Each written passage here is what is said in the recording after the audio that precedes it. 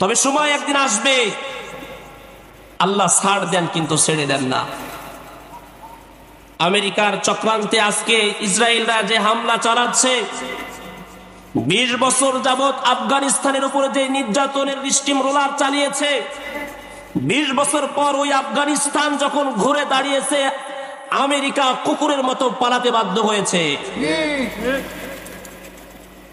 এই ফিলিস্তিন সারা পৃথিবীর 200 কোটি মুসলমানের হৃদয়ের স্থান। 200 কোটি মুসলমান ফিলিস্তিনের সাথে আছে ইনশাআল্লাহ। মুসলমান যখন একবার ঘুরে দাঁড়াবে, আমেরিকা আফগানিস্তানের ভয়ে যেমন কুকুরের মতো পালাতে বাধ্য হয়েছে, ইনশাআল্লাহ ফিলিস্তিনের এই মুসলমানের ভয়েও তারা পালাতে বাধ্য হবে। তারা আজকে স্বপ্ন দেখতেছে, ইসরায়েল স্বপ্ন দেখতেছে ফিলিস্তিন হবে তাদের রাজধানী, কিন্তু মুসলমান যদি ঘুরে দাঁড়ায়, ইনশাআল্লাহ ইসরায়েলের রাজধানী ফিলিস্তিন হবে না, বরং ইসরায়েলের রাজধানী ফিলিস্তিন তাদের কবরস্থান হবে। আজকে আর্তনাদ দেখলে চোখে পানি চলে আসে। কোরআনের মধ্যে আয়াত এসেছে, ফিলিস্তিনের মানুষগুলো আর্তনাদ করে বলছে, ওয়ামা লাকুম লা তুকাতিলুনা ফি সাবিলিল্লাহ, তোমাদের কি হলো যে তোমরা লড়াই করছো না? মুসলমান আর কতদিন বসে থাকবে? তোমাদের অন্তরের মধ্যে কি কোনো ব্যথা লাগে না? আল্লাহর রাসূল সাল্লাল্লাহু আলাইহি ওয়াসাল্লাম বলেছেন, সমস্ত মুসলমান এক দেহের মতো। একজন মুসলমানের অন্তরে যদি আঘাত লাগে, ওই ব্যথাটা কি আরেকজন মুসলমানের অন্তরে লাগে? তাহলে ফিলিস্তিনের উপর এই বর্বর হামলা চলতেছে, আজকে আমাদের অন্তরে ব্যথা লাগে না কেন? ফিলিস্তিনের মানুষগুলো আর্তনাদ করছে, ওয়াল মুস্তাদআফিনা মিনার রিজালি ওয়ান নিসাই ওয়াল বিলদান, দুর্বল নারী পুরুষ শিশুরা, জাআলনা মিন লাদুনকা ওয়ালিয়্যা, নয়তো বাহি রব উমরের মতো একজন অভিভাবক আমাদের জন্য প্রেরণ করেন, ওয়াজআলনা মিন লাদুনকা নাসীরা, অথবা আবু বকরের মতো একজন সাহায্যকারী আমাদের জন্য প্রেরণ করেন। আল্লাহ তাআলা মাজলুমদের দোয়া কবুল করে নেন। এই মাজলুমরা চোখের পানি ফেলে আজকে দোয়া করছে, আল্লাহ আসমান থেকে দেখছে।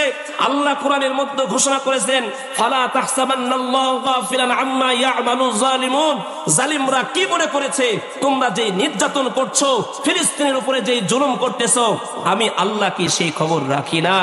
শুধু আমি সময়ের অপেক্ষায় রয়েছি। ইন্না আযাবি লাশাদীদ, আল্লাহর ধরাটা বড় কঠোর। আমি রব যখন ধরবো, পৃথিবীর কোন শক্তি তোমাদেরকে বাঁচাতে পারবে না। ঠিক পারবে? আল্লাহর ধরা বড় মারাত্মক। এজন্য আল্লাহ ছাড় দেন কিন্তু ছেড়ে দেন না। মুসলমান, আজকে বাংলাদেশ থেকে আমাদের আফসোস করা ছাড়া আর কিছুই নেই। তবে আমরা, আমাদের ইমানি দায়িত্ব হবে, ইসরায়েলের যে সমস্ত পণ্য আমরা ব্যবহার করি, একেবারে পরিচিত পণ্য, এই সমস্ত পণ্যগুলো আমরা বর্জন করার চেষ্টা করব। আজকে আমরা ইসরায়েলের পণ্য কিনি, 7 আপ খাই, কোকা-কোলা খাই, মেরিন্ডা খাই, এরপরে টুথপেস্ট আছে না, ক্লোজ আপ ব্যবহার করি, ফেয়ারিং লাভলি আমাদের মেয়েরা ব্যবহার করে। এই সমস্ত যত পণ্য রয়েছে আমরা ক্রয় করি, এরা আর্থিকভাবে শক্তিশালী হয়। বিনিময়ে কি করে? আমাদের অর্থ দিয়ে তারা দামি দামি অস্ত্র তৈরি করে এবং এটা দিয়ে মুসলমানদেরকেই হত্যা করে। সুতরাং আমাদের ইমানি দায়িত্ব হবে, ওই মাজলুম ফিলিস্তিনিদের দিকে তাকাইয়া আমরা এই সমস্ত পণ্য কি করব? বর্জন করবো ইনশাআল্লাহ, যাতে করে আর্থিকভাবে তারা দুর্বল হয়ে যায়। এই কাজটা তো করতে পারবো ইনশাআল্লাহ। আল্লাহ সবাইকে কবুল করেন, বলেন আমিন। প্রিয় উপস্থিতি, পবিত্র কোরআনুল কারীম থেকে আপনাদের সুপরিচিত একটি সূরা তেলাওয়াত করেছি, সূরাতুল আসর। সূরা আসর, এটা ছোট বাচ্চা থেকে শুরু করে বৃদ্ধ পর্যন্ত যারা নামাজ পড়ে অথবা পড়ে না সবারই মুখস্থ আছে, আছে না নাই? কোরআনুল কারীমের 103 নম্বর সূরা। কয় নম্বর বলেন? 103 নম্বর সূরা। ইনশাআল্লাহ এই সূরা থেকে অল্প কিছু আলোচনা করার চেষ্টা করব, আপনারা এখান থেকে কিছু নেওয়ার চেষ্টা করবেন তো ইনশাআল্লাহ। অনেকে আছে, হুজুর তো বিনোদন দিতে জানে না, এই হুজুরের বয়ান চলবে না। হ্যাঁ, যেই হুজুর বর্তমান সময়ে বিনোদন দেয়, একটু হাসায়, ঠাট্টা করে, মস্করা করে, এর বয়ানটা বাঙালি বেশি খায়, ঠিক না বেটি? আর এরা বেশি ভাইরাস, এরা বেশি কি ভাইরাস। এরা আসলে লোক হয়, কিন্তু আমার মতো যে বক্তা আসছে লোক নাই, এরা তো দেখেই নি কোনোদিন, চিনি না, এই তো ভাইরাল না। তো যাই হোক, কুরআনুল কারীমের এই ছোট্ট সূরা থেকে ইনশাআল্লাহ আলোচনা করব। অল্প সময় আমাকে দিবেন তো ইনশাআল্লাহ? আল্লাহ কবুল করেন, বলেন আমিন। আল্লাহ সুবহানাহু ওয়া তাআলা কুরআনুল কারীমের এই 3 আয়াত বিশিষ্ট সূরার মধ্যে যে গুরুত্বপূর্ণ কথাগুলো বলেছেন, আল্লাহ বলেন ওয়াল আসর, সময়ের সমস্ত মানুষ জাহান্নামী। এতটুকু বয়ান শুনে কেউ যদি বাসায় যায়, যাওয়ার পরে কি বলবে? আজ থেকে নামাজ বাদ, রোজা বাদ, যত ইবাদত সব বাদ করে লাভ কি? কারণ হুজুর বলছে, ও আল্লাহ কসম খেয়ে বলেছে যে পৃথিবীর যত মানুষ আছে সমস্ত মানুষ জাহান্নামী।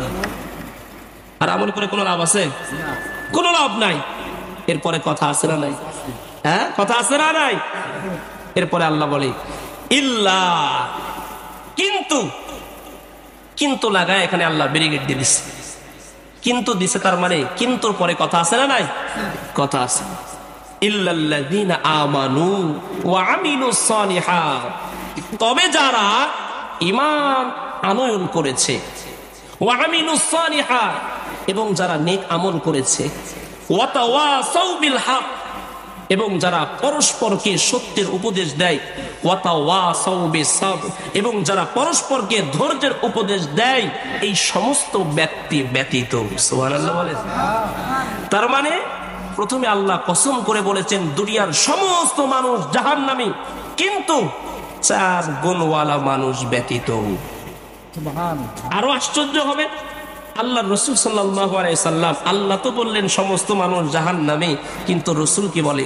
রাসূল বলেন কুল্লু উম্মতি ইয়াদখুলুনাল জান্নাতা ইল্লা মান আওয়া, যে আমার উম্মতের মধ্যে সমস্ত উম্মত জান্নাতি। জোরে বলেন সুবহানাল্লাহ। এবার পেশ লাগছে না? আল্লাহ কসম খেয়ে কয় যে সমস্ত পৃথিবীর মানুষ জাহান্নামী, কিন্তু রাসূল হাদিসের মধ্যে বলেন আমার সমস্ত উম্মত জান্নাতি। আল্লাহ এবং আল্লাহর রাসূলের কথার সংঘর্ষ বেঁধে গেছে। কি বলেন? পেশ লাগছে কিনা? আল্লাহর রাসূলও এখানে ইল্লা দিয়ে ব্যারিকেড দিয়ে দিচ্ছে। ইল্লার পরে কিন্তু, কথা আছে না নাই?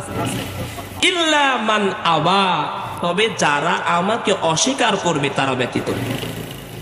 আমার সমস্ত উম্মত কি জান্নাতি, কিন্তু যারা আমি নবীকে অস্বীকার করবে তারা ব্যতীত। কিলা ওয়া মান ইয়া রাসূলুল্লাহ, সাহাবায়ে কিরাম প্রশ্ন ছুড়ে দিলেন, হে আল্লাহর রাসূল, আপনাকে অস্বীকার করবে কারা?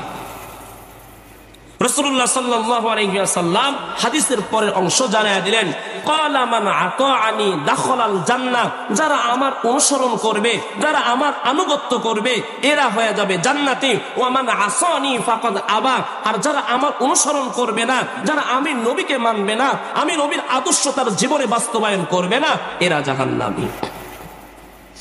বলেন আমরা জান্নাতে যেতে চাই কিনা? জান্নাতে যেতে চাই কিনা? প্রিয় উপস্থিতি, এখন বিষয় হলো আল্লাহ সুবহানাহু ওয়া তাআলা এই যে 30 পারা কোরআন নাজিল করেছে, আমার কথাগুলো আপনারা একটু মনোযোগ দিয়ে শুনবেন, তাহলে হয়তো বুঝবেন।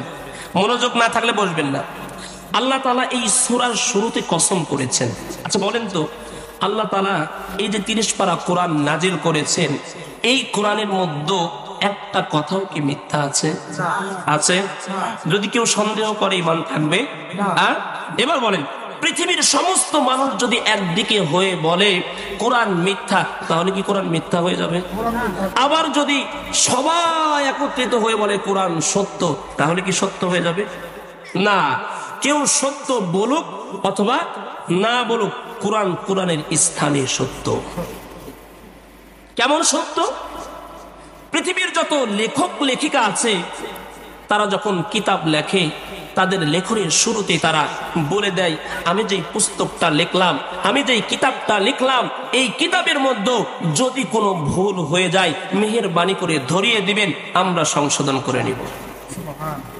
কিন্তু আমার রব যেই কিতাব লিখেছেন, সূচনাতেই শুরুতেই যালিকাল কিতাবু লা রাইবা ফি, ওপেন চ্যালেঞ্জ ছড়ে দিলেন, এটা এমন কিতাব যার মধ্যে সন্দেহের কোনো অবকাশ না।